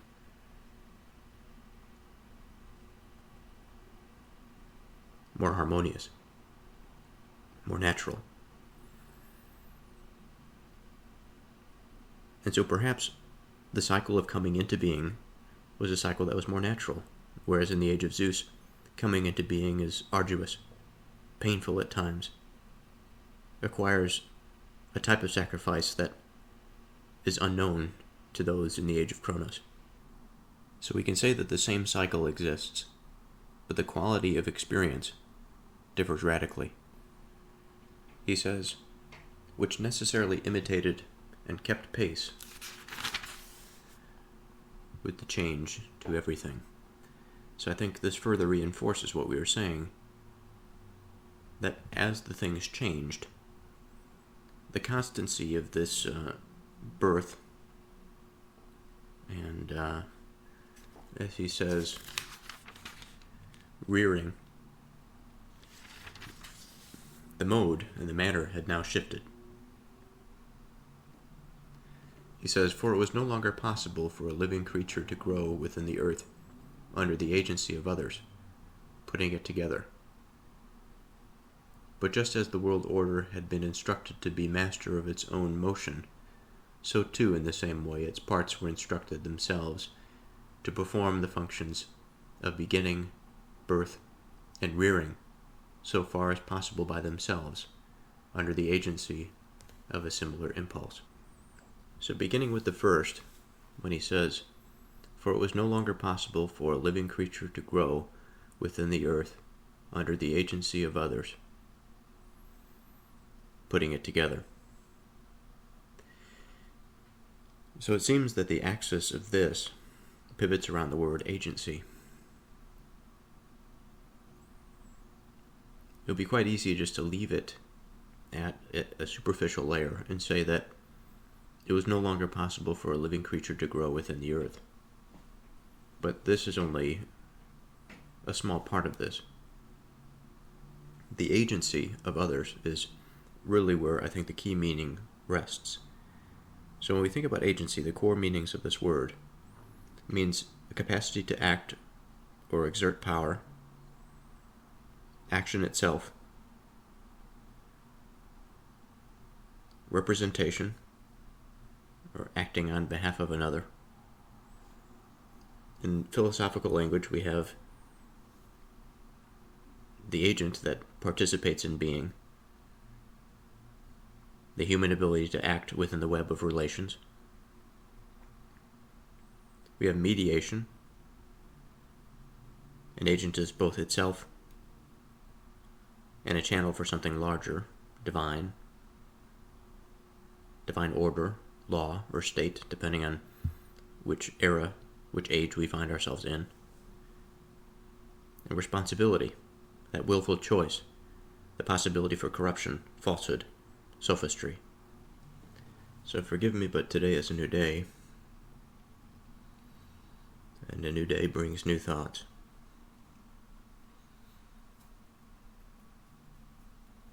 So last time, or yesterday, I was talking about agency, and now I think it's the center point of this next little piece of text that we're going to interpret. So I'm going to read it again just so I have it in my mind. For it was no longer possible for a living creature to grow within the earth under the agency of others, putting it together.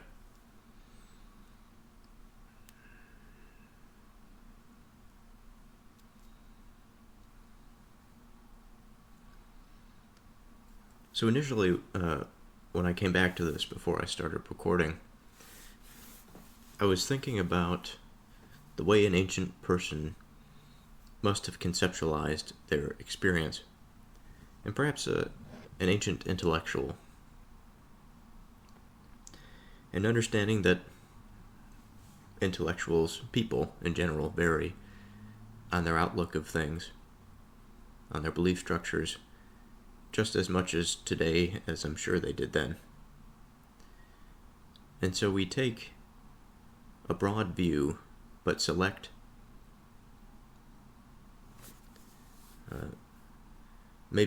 perhaps select certain aspects that stick out to us that are more fundamental than others. And when I say this, I mean that what we consider the earth, when we think about the earth, we think about the earth not so much in terms of everything, but in terms of a part. It is a part of our solar system, it is a part of our galaxy, it is a part of our universe.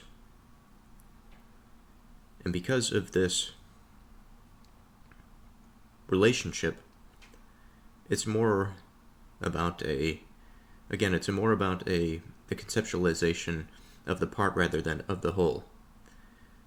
But if we take more of an ancient understanding, not necessarily that the earth was all that there is, because of course there was an understanding that there were things outside of the earth, but thinking more centrally that what occurs here, what occurs generally on a material surface, is many things. And these many things carry with them potential. This potential carries with it the possibility of greater and greater things. And it is no secret to the mind that it is not a slave to minimal experience, or rather, it's not a slave to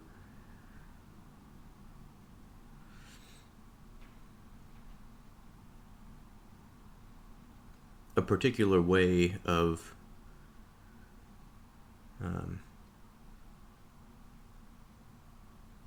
now here I struggle a little bit for a number of reasons. I want to say that it's certainly not subject to a certain type of thing. This thing is a bit amorphous at the moment. It keeps on changing its qualities.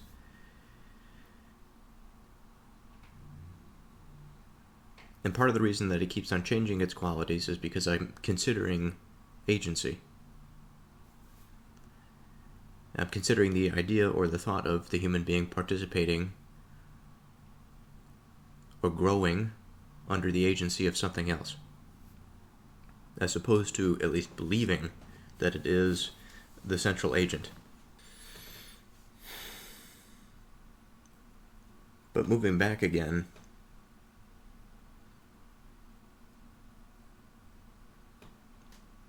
I consider the probabilities. I consider this, in some sense, vascular nature of material, that through this flows the possibility of productive experience flows meaning and purpose.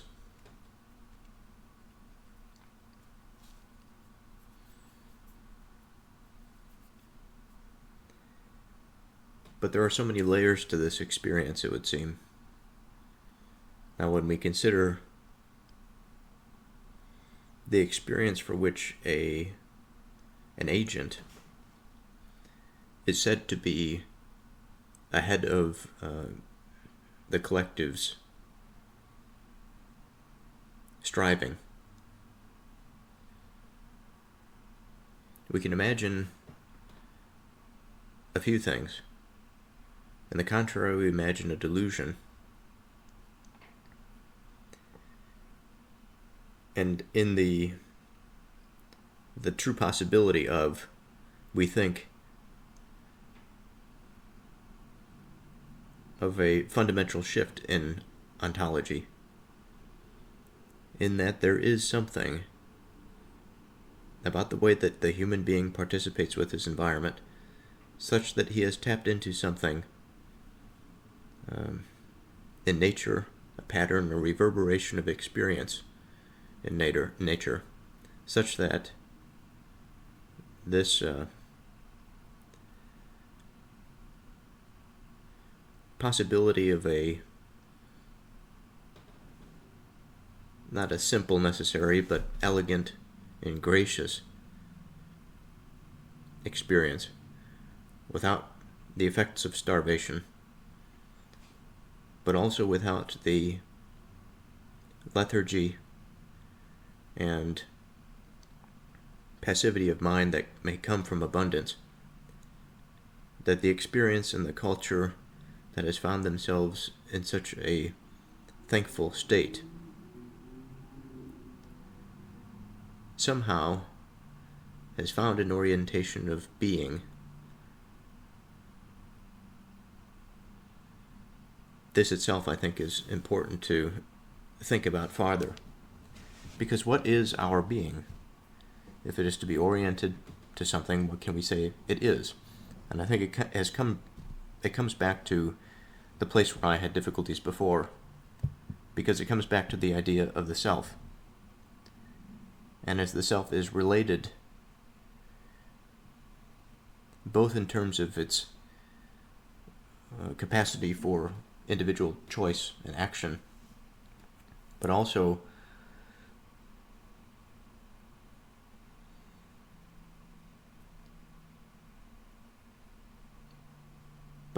it is subject to its own inherent limitations, which is vast. There's vast amounts of information that is within the material world that goes well beyond our capacity to perceive it.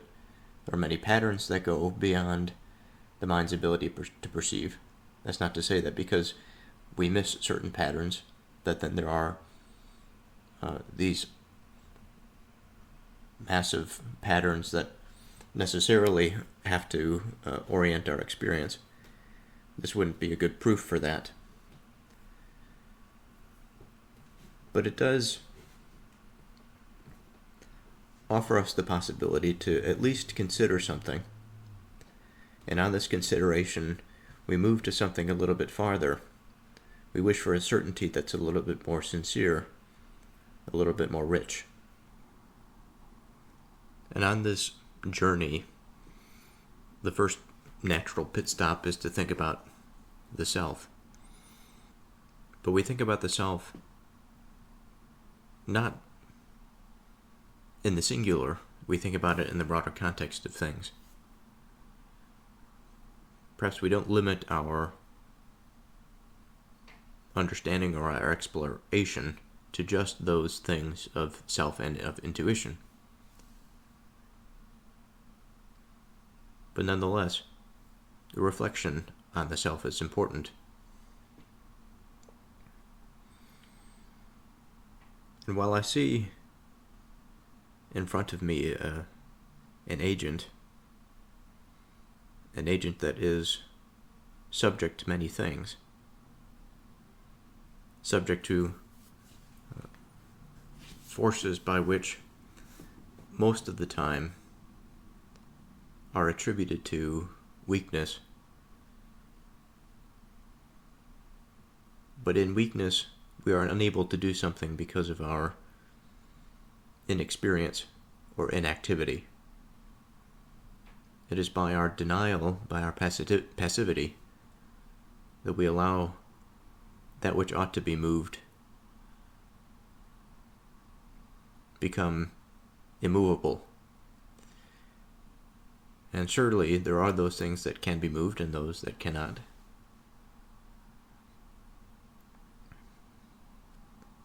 But if we are to consider this system as a fractal experience, then those things that can be moved must be moved in a particular way. A particular way that suits our natural inclinations. And when we discover these natural inclinations more clearly, we more properly direct our attention towards those problems that are solvable, that are most immediate to our experience. And instead of falling into, again, that state of passivity, or the state for which nothing around us can be moved, and I mean that in a large symbolic sense, that on one hand we could think about, because we don't have the tools or the wisdom of days past, that we must wallow in this forsaken territory or land. It is up to us, despite what was once understood and what has now come to be, that by taking up the mantle, by reducing that passivity, by expanding our ability to move, that we have found something that is good, that we have found something that reduces our unnecessary suffering, but it's something more than what we would consider unnecessary suffering, because who decides what is necessary and what is not necessary? I think it becomes a matter that is more clear, certainly a matter that is dynamic, but a matter that is more clear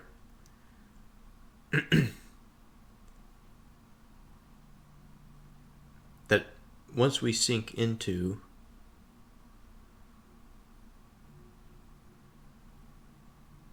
the experience of knowing and of discipline, we find ourselves not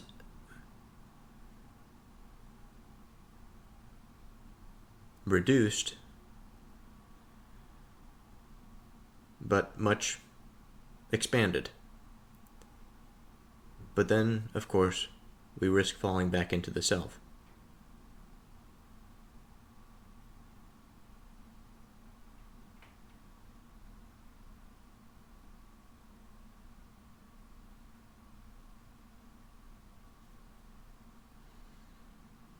And again, it becomes a question: can it be given? If it could be found, then we know it is there. But can it be there before it is found? Or perhaps it is seen before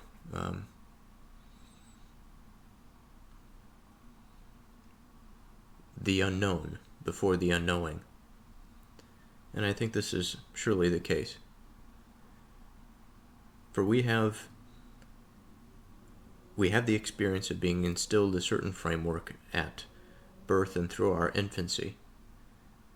This developmental experience profoundly shapes the way that we orient to the world.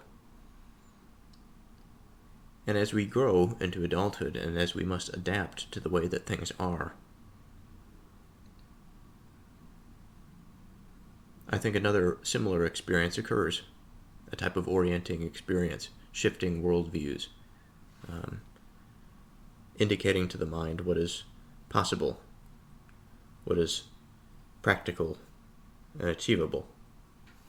I think it can be said of experience that there are times for which what is called the flow state certainly takes us for a ride. It is such a closeness in being that it's not so much a matter anymore of being insecure and not knowing. Once we have found ourselves there, it is more a matter of just doing and experiencing. And we have given up much of that concern, that self-awareness, I suppose, the awareness of concern, because we are so concerned over that self-preservation, maybe not, maybe that's not a good way to put it, but a certain self-orientation, that we miss experience itself.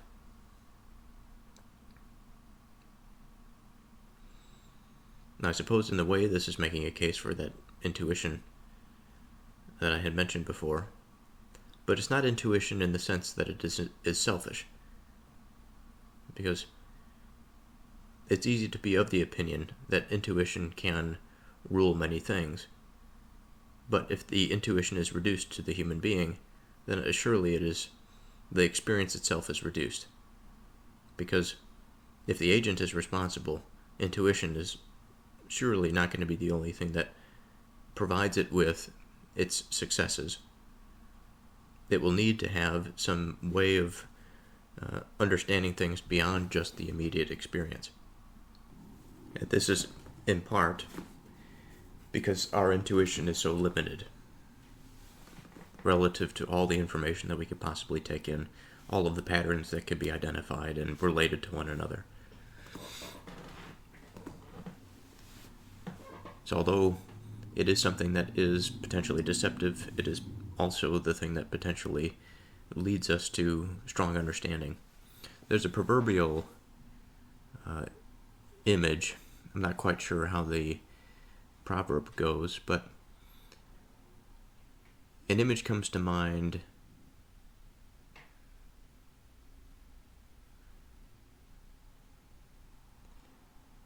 of two things that come to mind. One is sort of the background image that in some sense is subconscious. It's a map of the world. It is a map of implicitly understood things. Some of these things, not all of them, some of them can be drawn up into that explicit expression. Others are more hardwired, ingrained. I think about our responses to natural law, for example, to the forces of physics, or to the laws of physics, maybe I should say. And then there is the bodily input that feeds into a level of awareness that is sort of just beneath the surface. And so I think a good example of this is when we feel that somebody is in the room, or when we feel that somebody is watching us. This may not be true 100% of the time, but I think it happens frequently enough for us to have a spark of excited concern that causes us to scan and to search things.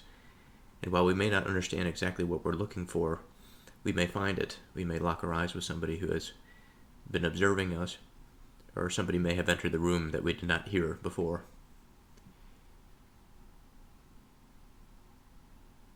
Now, I should mention that today is a new day, and I wanted to round that thought off before continuing, because this matter of intuition may come back again, but I've been taking a few liberties with the latter part of this podcast, and I don't want to get too far afield. I'd like to end it. So I'm thinking on this consideration, I'll end this episode here so that it does not get too long, and I'll continue where we left off next time on the next episode.